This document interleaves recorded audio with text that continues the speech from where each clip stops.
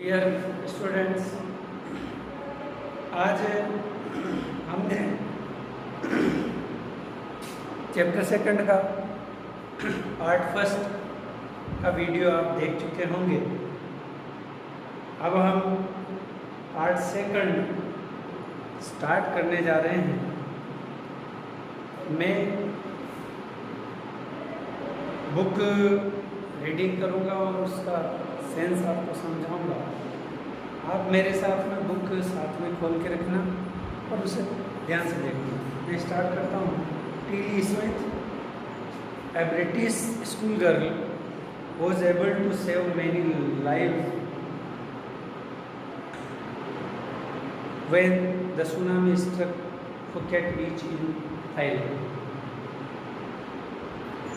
Though she has won a number of awards, her parents have not allowed their daughter to be interviewed on television and made into a heroine. Why do you think they took that decision?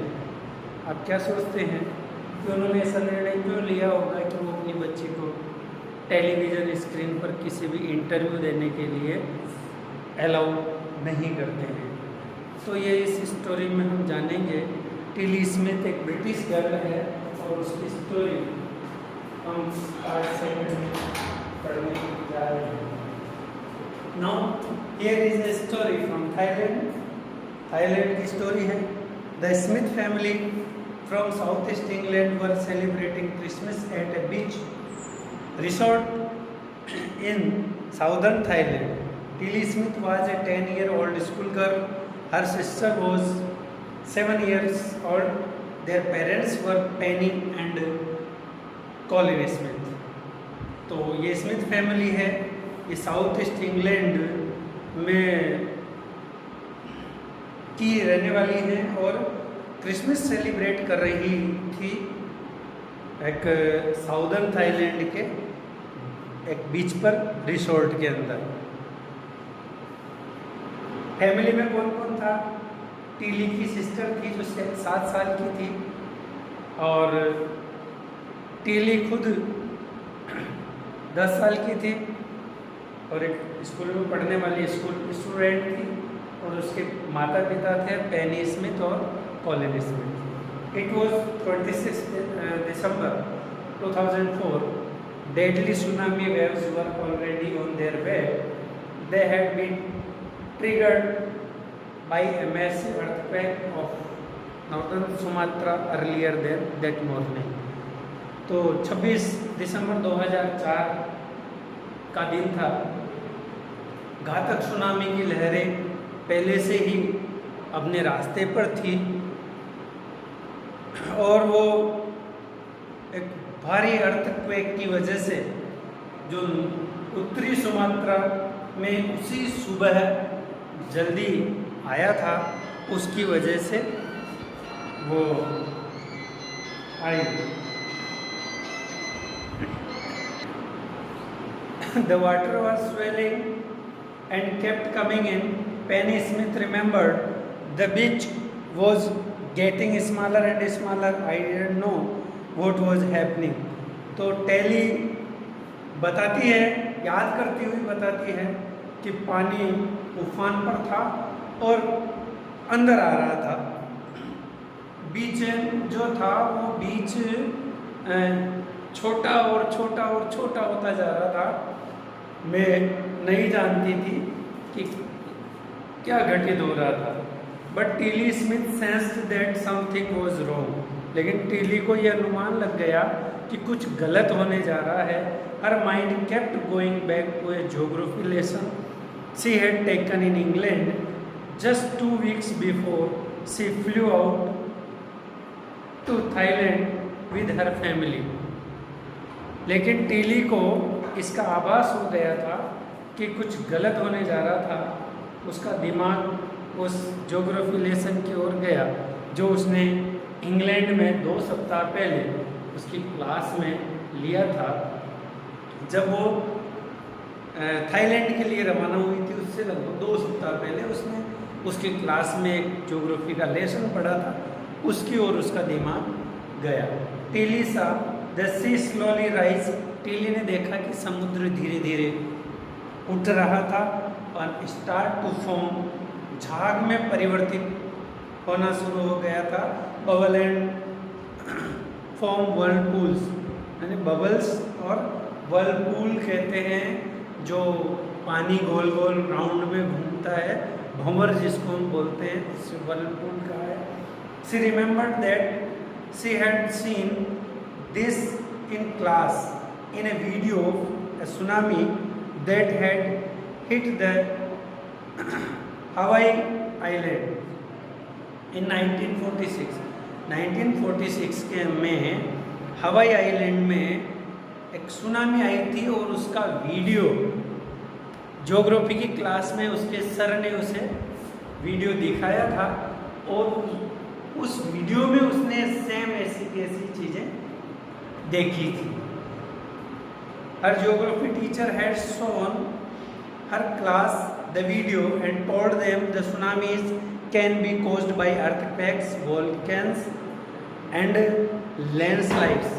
तो tsunami के जो कारण हैं वो कारण बताए। तो मैं आपको बता रहा था कि उसके सर ने उसे बताया था कि सुनामी किस किस कारण से आती है। तो उन्होंने बताया कि एक सुनामी अर्थक्वेक की वजह से आती है, सुनामी ज्वालामुखी की वजह से और लैंडस्लाइड्स की वजह से, जो भूस्खलन होता है उसकी वजह से सुनामी आती है। Tilly started to scream at her family to get off the beach. She talked about an earthquake under the sea. She got more and more hysterical, said her mother Penney.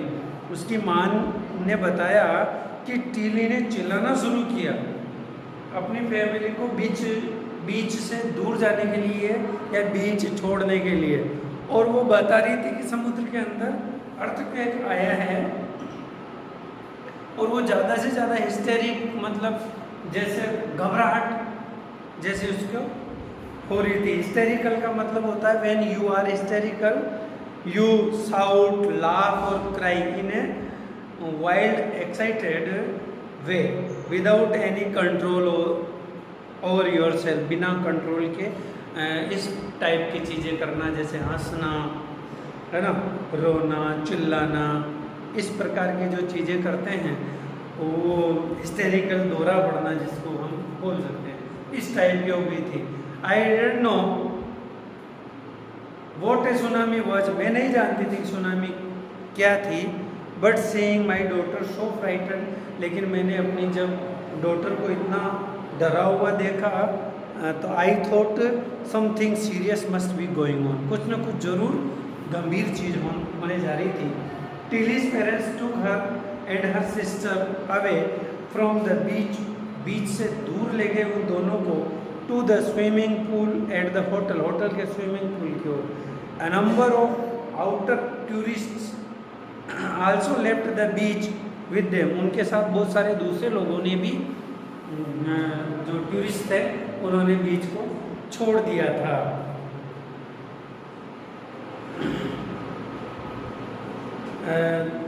Then it was as if the entire sea had come out after them। I was screaming run. फिर ऐसा लगा कि जैसे सारा समुद्र उनके पीछे आ रहा था, तो मैं चिल्लाई भागो। The family took refuge in the third floor of the hotel. परिवार ने होटल के तीसरे फ्लोर में जाके शरण ली। The building withstood the surge of 3 tsunami wave, मतलब 3 सुनामी की भारी लहरों को से टकराने के बाद भी बिल्डिंग मतलब खड़ी रही। विद स्टूड, सहन कर लिया उनको। If they had stayed on the beach, यदि वो बीच पे रहते would not have been alive, तो शायद जीवित नहीं रहते। The Smiths later met other tourists who had lost entire family. Smith परिवार बाद में ऐसे कई अन्य टूरिस्ट से मिला जिन्होंने अपना पूरा का पूरा परिवार खो दिया था। Thanks to Tilly and her geography lesson. Tilly को और उसके ज्योग्राफी के लेसन को धन्यवाद देती हूँ।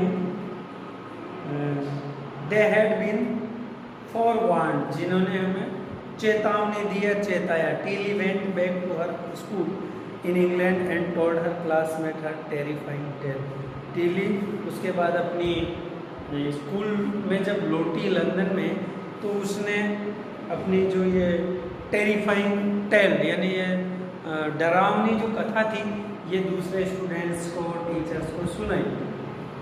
तो इस प्रकार से पार्ट सेकंड पूरा हुआ कि किस प्रकार टीली ने अपने स्कूल में एक चैप्टर पढ़ा, एक लेसन पढ़ा, और वहाँ जो उसके सर ने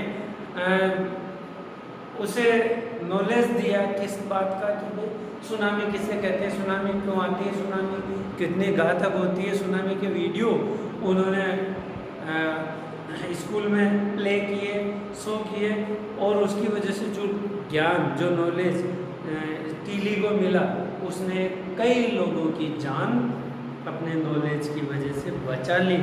ये इस पार्ट में आपको बताया है। फर्स्ट पार्ट में आपने कई लोगों के सर्वाइवल की कहानियाँ पढ़ी है, 3-4 कहानियाँ फर्स्ट पार्ट में लोगों के सुनामी में सर्वाइवल की थी। मुझे उम्मीद है आपको फर्स्ट पार्ट भी अच्छे से समझ में आया होगा और सेकंड पार्ट भी समझ में आ गया होगा, मैं उम्मीद करता हूँ। फिर भी किसी प्रकार की अगर आपको समस्या हो तो मुझे व्हाट्सएप पर ज़रूर बताएं। धन्यवाद। कल हम नेक्स्ट पार्ट 3 पढ़ेंगे। Thank you.